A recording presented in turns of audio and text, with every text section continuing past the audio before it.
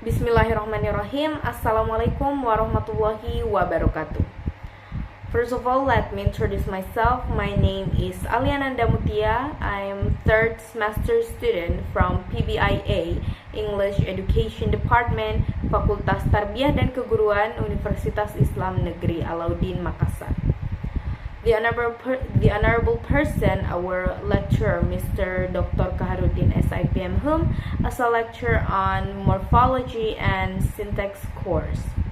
First of all, let's express our gratitude to Allah Subhanahu wa Ta'ala, the most merciful and compassionate. Secondly, salawat and salam always be delivered to our Prophet Muhammad Sallallahu Alaihi Wasallam, who brought us from the darkness into the brightness.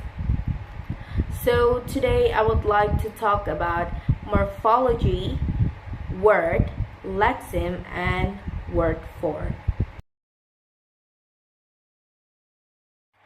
According to online dictionaries, I have two sources. First is from CambridgeDictionary.com. According to CambridgeDictionary.com, morphology is the study of the form of word or phrases. As you can see, the word form refers to the structure or physical form of a word or phrases.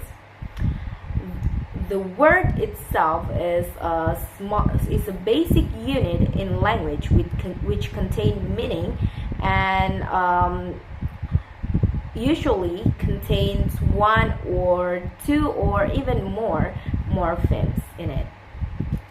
And the word phrases refer to the group of words that do not necessarily need subject or predicate but still work together as a unit in a sentence. So the second source is from Merriam-Webster.com. According to Merriam-Webster.com, a morphology is a study and description of word form, such as inflection, derivation, and compounding in a language. So we can understand that the word description referred to an explanation about something. So description has three steps in it. First is identifying or identification. Second is classifying or classification, and third is explaining or explanation. So the word inflection refers to forming a new word to fulfill a grammatical aspect. For example, the word cat becomes cats to indicate a number or plural. Derivation refers to forming a new word by adding prefixes or suffixes. For example, the word unhappy. So we add the prefixes "un" to a root word or free morpheme happy. So it becomes a new word unhappy. And then compounding. Compounding refers to combining two free morphemes to become a new word. For example, compounding the free morpheme sun and free morpheme flower and become a new word sunflower. So, based on expert views, I also have two sources. So, the first expert is from Crane L.B. Yeager E. and Whitman R.L. 1981, defined that morphology is the study of words and their smaller units of meaning which are formed in particular ways. So we can understand that the smaller unit of meaning is morpheme. Morpheme is a basic unit of linguistics that carries meaning. And also particular ways. Particular ways refer to the specific or distinct methods or approaches.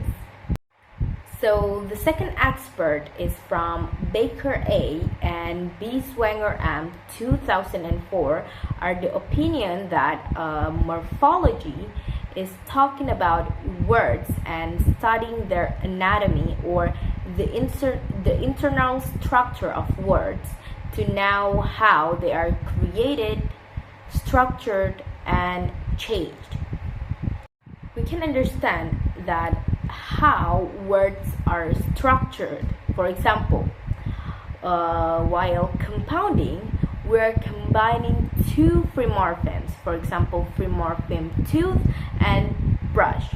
So it becomes a new word, toothbrush, by compounding these two free morphemes. How they are structured means that in the word toothbrush, it consists two free morpheme tooth and free morpheme brush.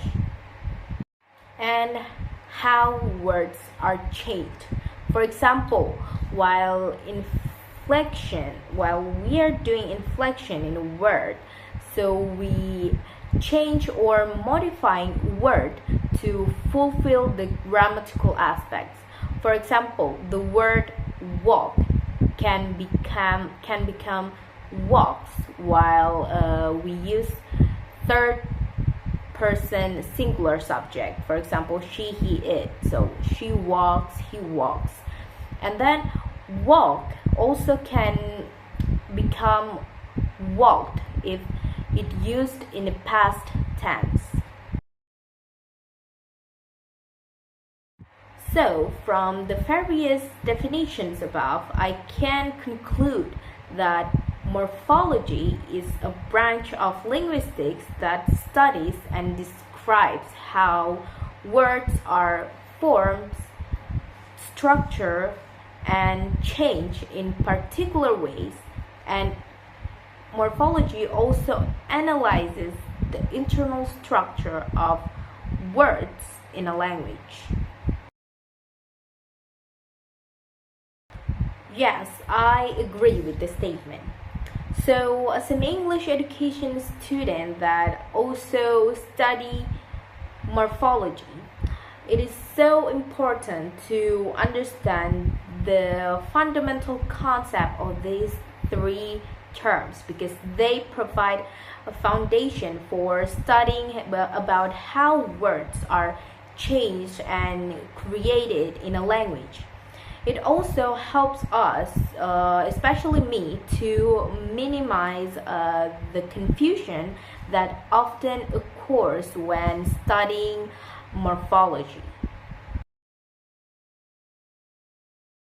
No, they are not referred to the same thing, but they are related to each other. So the first is word. What is a word?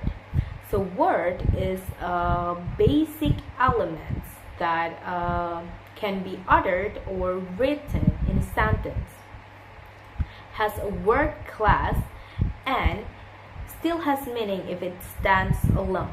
So it's just the thing you see or use in a sentence. For example, study is a word.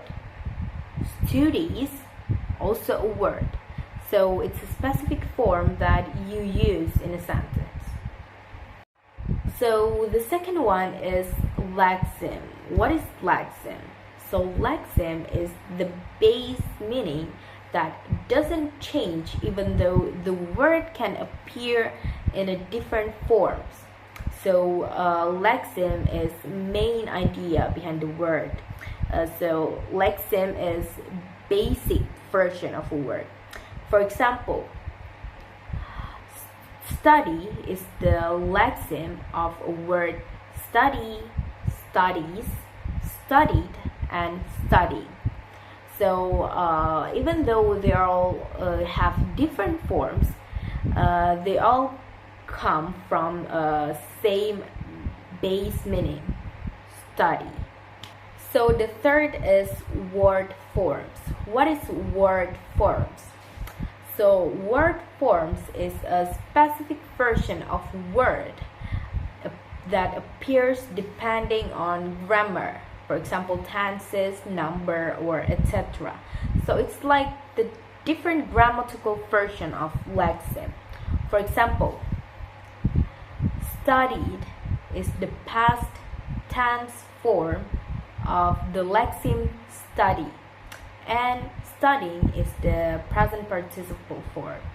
So studied is one form, and studying is yet another form, but they all came from the same Lexeme, study.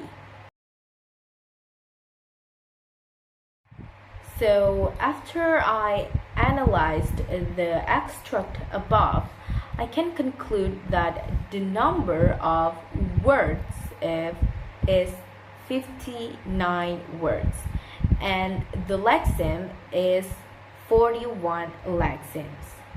These extracts contain about 8 word forms. First is and are is the different form of be. Second is use is the past tense form of use. Third is to is a past tense form of take. Fourth is verbs. Verbs is plural form of verb. Fifth, formed. So formed is the simple past tense form of form. Sixth is adding. So adding is a gerund form of add.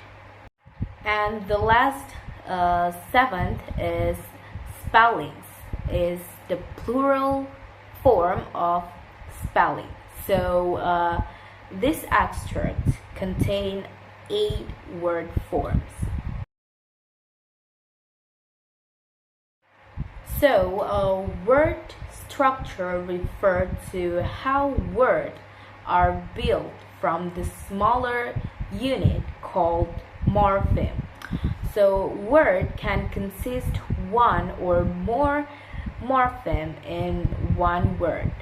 For example, the word that consists one morpheme is book, run, and step. Second is morpheme. So morpheme is the smallest unit of a word that contains meaning. So morpheme divided into 2 types. First is free morpheme. So free morpheme is a morpheme which can stand alone and it doesn't have to attach to another morpheme and still have a specific meaning. For example, able, like, hate, and etc. And the second type is bound morpheme. So bound morpheme is a morpheme that only have meaning if they are attached to free morpheme and they cannot stand alone. For example, suffix ed.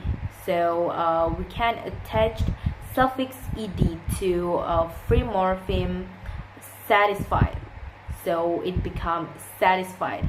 And for prefixes, we can use prefixes re and attached it with use, like reuse and recall and etc.